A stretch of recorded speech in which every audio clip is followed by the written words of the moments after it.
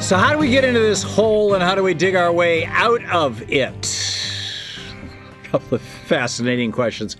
One of the smartest guys in this country on this issue, Richard Wolff, the economist and former professor at the University of Massachusetts Amherst, currently a visiting professor, the Graduate Program for International Studies at the New School University of New York City, author of Capitalism Hits the Fan. You can find out more about that, capitalismhitsthefan.com, The Global Economic Meltdown and What to Do About It. And his website, of course, rdwolff, that's with two Fs, no E, rdwolff.com.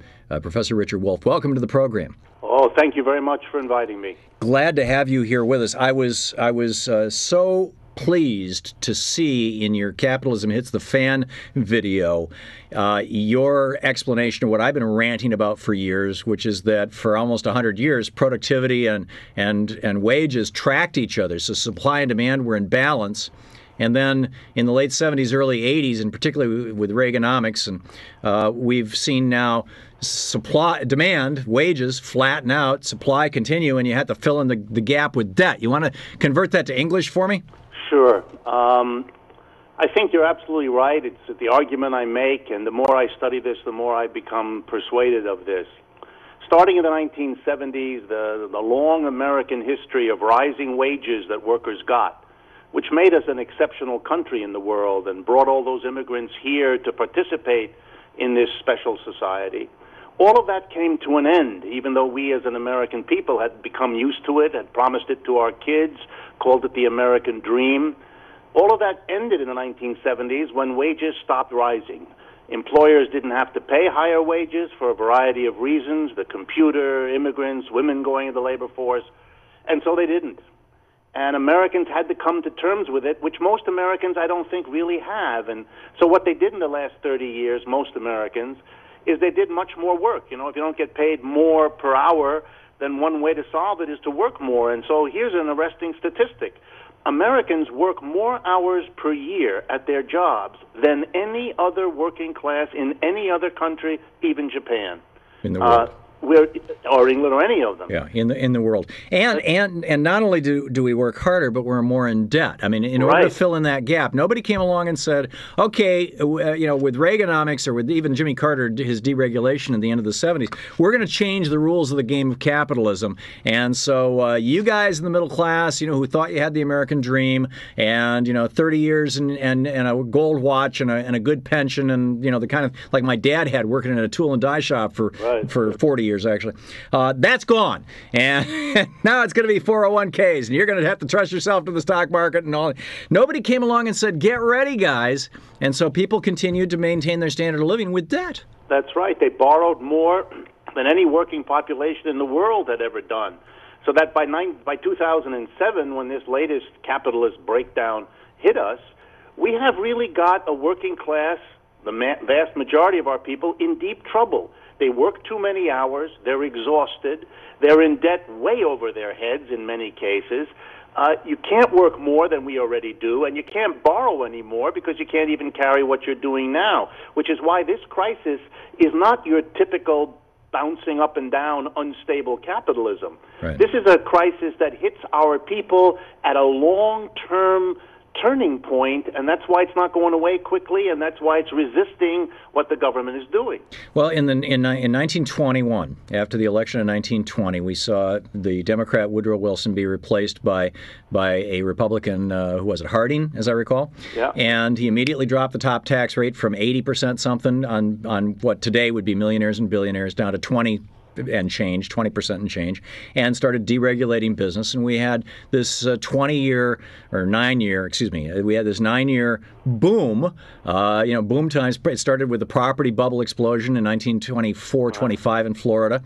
And we saw this incredible increase in the wealth at the top.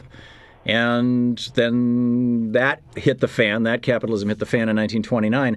Aren't we now seeing something similar where the top 1% earn 50% of all income in the United States and own 90% of all assets? Absolutely. In fact, I just got a report I read yesterday produced by Merrill Lynch together with the Capgemini Corporation. It's called their World Wealth Report. They issue it every year. and it focuses on what they call high net worth individuals, basically the richest people amongst us. And they very proudly show that in the year 2009 just passed, the number of those people and their wealth both grew by double-digit amounts. And it's an important point. It shows that in this crisis that has hurt so many of us in so many ways, those at the top who were making out like bandits in the previous 30 years have once again, even in crisis times, managed to produce stunning increases in their situation. It's a sign of an economic system that is not working justly. Well, it's working very well for the top 1%, but it's screwing everybody else. And the last time this happened, it produced a Great Depression that it took us an entire generation to climb out of, and that was with some reasonably progressive policies. What's your prognosis for this one?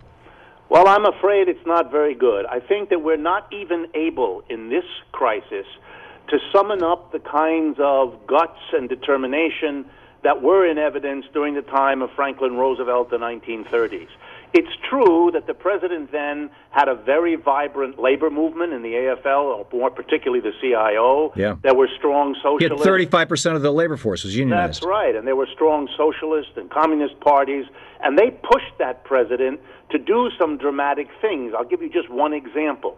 When the unemployment was as bad as it is now in percentage terms, it wasn't getting any better, Roosevelt went on the radio to all Americans, and he said, if the private enterprise system cannot put our people to work for whatever reason, then we have no decent recourse other than to create government jobs, because that's the proper way to deal with it. Right. And from 1933 to 1941, the Roosevelt administration created 11 million, count them, 11 million jobs.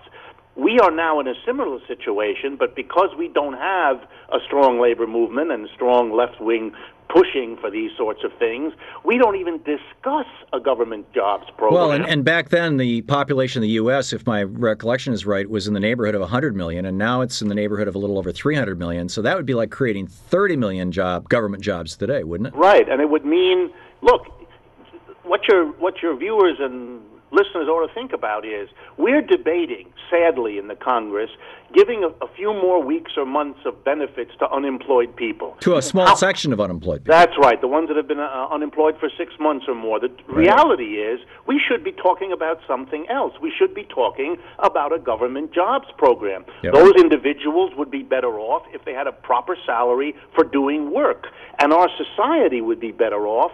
Think of all the wealth that they could be producing, these people, and all the benefits to our cities, to our schools, to every problem we have in our society. This is not a good arrangement to simply keep people on the dole. They don't want it. We don't need it.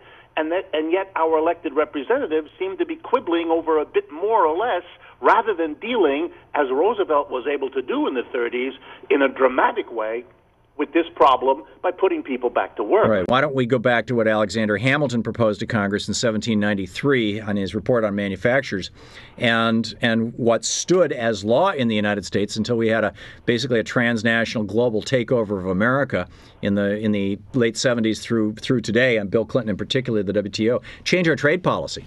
Your thoughts on that? This is something that very often progressives end up fighting with me about. Yeah, because it's a kind of catch-22. The truth of the matter is that when we sell goods abroad as a nation, it puts Americans to work. They have work in these enterprises because other people around the world buy the material. The problem arises that those people want to have the same right to produce and sell in the United States, and when they do that, and Americans buy their goods, that means Americans are buying goods produced by workers in another country rather than by workers produced here. So you have a kind of a balancing effect, and it is very difficult in a world as interdependent as the one we have now to imagine doing things that help the United States at the expense of other countries without them thinking hard about retaliating.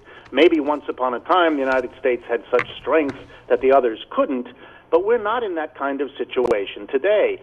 And I think the solution to that problem is to recognize that we need to solve the problem of jobs in the United States, not by engaging in warfare, basically, economic warfare with other countries about trade, but rather recognizing that if there isn't work for Americans producing the conventional commodities that we have had them produce in the past, partly because we import them, then there's loads of work to be done here in the United States that those workers can and should be put to work to produce. And if the private sector... For example? Well, I'll give you an example.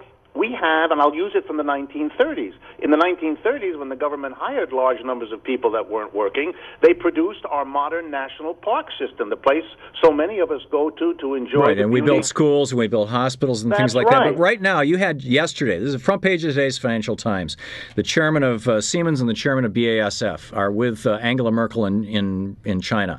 And right in front of God and the Chinese emperor, or whatever, president, Jürgen Hembrecht, the the CEO of BASF, and Peter Lachner, the CEO of Siemens, criticized China for protectionist policies that are protecting the Chinese economy that have always been there, and South Korea is still protecting their economy. Japan is still protecting their economy. I've done business in all those countries. It is nothing like this wide open Wild West here in the United States where anybody can sell anything. And that's how they have built their industries. Why don't we simply match what they're doing? Well, one of the reasons is, and perhaps the single most important reason is, that when Americans talk about goods coming from China, it's correct they're made there, and it's correct that they're made by Chinese workers. But over 60% of the goods that come into the United States from China are made in the subsidiaries of American corporations that move the jobs over there because they can pay the workers so much less. Right. And I think we have to face the fact that the biggest political support for what you call the wide open West of American consumers is because American companies don't want the investments they made in those countries not to pay off. They want access to the American market. And if we do not curb those corporations and the powers that they have, we really can't be surprised when they arrange the world to convenience the profits they're in business to make. Yeah. So, for example, my understanding is that more than half of all international trade that the United States is involved in is actually intra-company trade. In other words, it's Hewlett-Packard buying U.S., buying from Hewlett-Packard China, and by the way, keeping their profits offshore if it means that their taxes are lower. And then you get companies like Halliburton that just didn't even bother the fig leaf. They just reincorporated in Dubai and said, we're definitely overseas. But in the 1 minute we have left here, Richard Wolff, rdwolff.com. What can we do? Well, I think we have to open the debate that has been off the books in this country for so long. As long as we let large corporations have the wealth that they have, be driven by profits as they are, we really can't be surprised if the things they do serve their interests and not those of the rest of us. The question is, how do we organize production? One option is the way we do it. Here's another one. The people who work in enterprises should become their own boards of directors.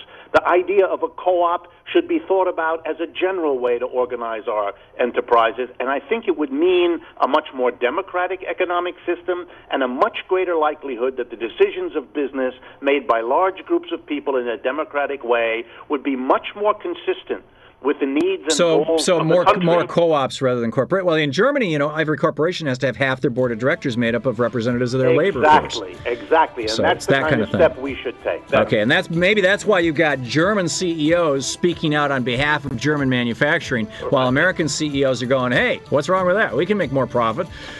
rdwolff.com, 2 Fs. Check it out. Richard Wolff, Professor Richard Wolff, thanks so much for being with us today. And thank you for the courage of producing the kinds of programs that you do. Thank you, sir. Great speaking with you.